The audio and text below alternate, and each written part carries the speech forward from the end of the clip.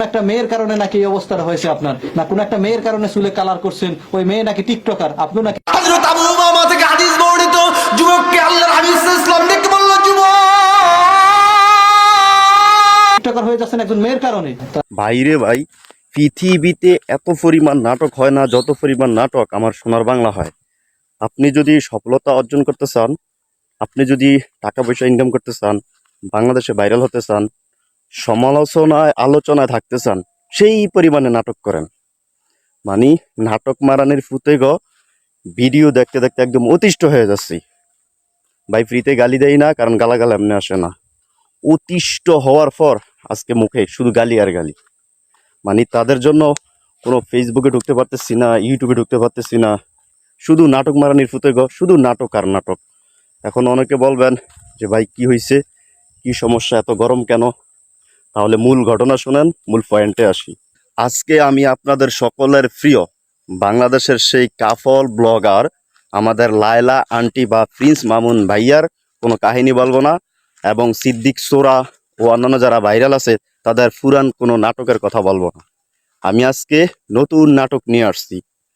ভাইরে ভাই, কিছুদিন আগে আপনারা দেখতে পাচ্ছেন যে এক হাফেজ টিকটকার, মানে কোরআনের হাফেজ থেকে এসে টিকটকে রূপান্তরিত হয়েছে শুধুমাত্র ভাইরাল হওয়ার জন্য, সমালোচনা অর্জন করার জন্য এবং আলোচনায় থাকার জন্য।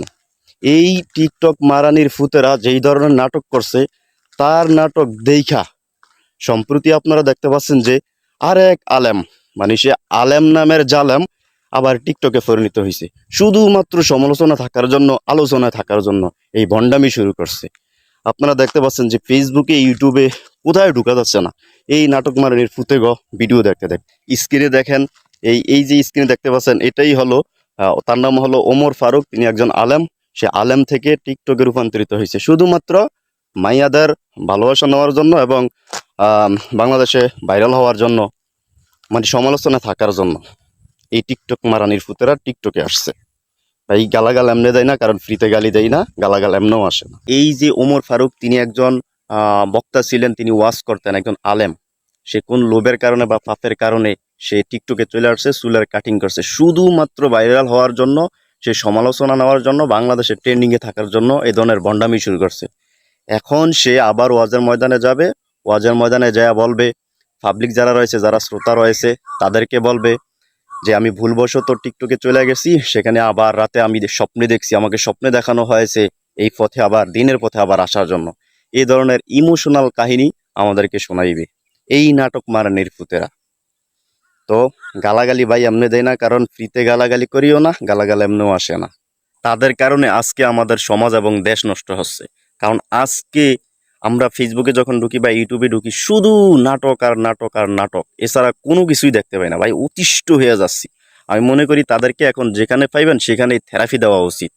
তাইলে এই দেশ বাঁচবে এবং সমাজ বাঁচবে এবং যুবক পোলাবেন যারা রয়েছে তারা বাঁচবে। তো ভিডিওটি দেখে আপনারা অবশ্যই আপনাদের মন মতো মন্তব্য করে যাবেন, কারণ কমেন্ট বক্স খোলা আছে, আপনারা যত পারেন মন্তব্য করে যান। আর সেই সাথে চ্যানেলটি অবশ্যই সাবস্ক্রাইব করে রাখবেন, তাহলে এই নাটক মারানির ফুতেগো নিয়ে মাঝে মধ্যে ভিডিও করতে পারবো।